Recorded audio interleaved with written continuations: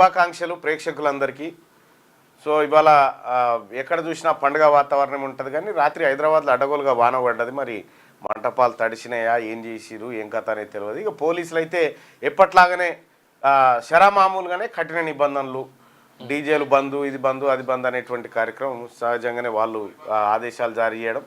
ఇటు వర్ణదేవుడు కూడా కొత్తకి ఎగురొద్దురాబాయి మంటపాలు అడ్డగోలుగా పెట్టకూరని వాళ్ళు వానాలు కొట్టించుడు. ఎవరి డిపార్ట్మెంట్ వాళ్ళు సజావుగా వర్క్ చేస్తూ ఉన్నారు. ఇక ప్రజలారా జాగ్రత్తగా ఉండండి. మండపాల నిర్వహణ కానీ లేకపోతే ఊరేగింపులు కానీ ఇతరత్ర కార్యక్రమాల ద్వారా చాలా జాగ్రత్తగా ఉండండి. ఎందుకంటే నిన్న మొన్న జరిగినటువంటి ఘటనలు మన కళ్ళ ముందు ఉన్నాయి. ఇక్కడ రామంతపూర్లో జరిగినటువంటి కరెంటు తీగలకు విగ్రహం దాకడంతో షాక్కు గురై 4 చనిపోయిన ఘటన మనందరికీ తెలిసిందే. ఆ తర్వాత చాలామందికి కూడా ఇటువంటి ప్రమాదాలు జరుగుతూ ఉన్నాయి. ఇక మరీ ముఖ్యంగా ఈ గణపతులు పెట్టి 3 రోజులకే తీస్తారు. ఇవాళ పెట్టి ఎల్లుండి తీసేటువంటి కార్యక్రమం కూడా ఉంటుంది. అంతేగా, అంతే. 3 రోజులకు తీస్తారు. ప్రధానంగా చెరువులు నిండుకొని ఉన్నాయి.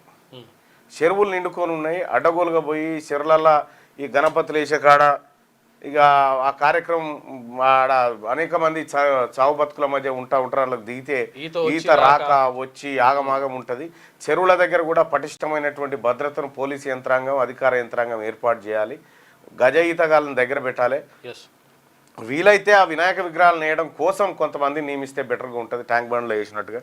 అయినా కూడా కొంతమంది ఇంకా లోపలి తీసుకుపోయాలి మన గణపతిని, ఇంకా జర లోపలికి ఆటే పోతాడు. ఇక ఇట్లా చాలామంది పోయిరు.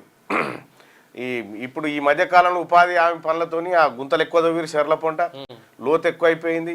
కాబట్టి చాలా జాగ్రత్తగా ఉండండి, చాలా జాగ్రత్తగా ఈ కార్యక్రమాన్ని నిర్వహించుకోండి. వినాయక చవితి అయితే ఉత్తగా పోయిన దాఖలాలు వినట్లేవు.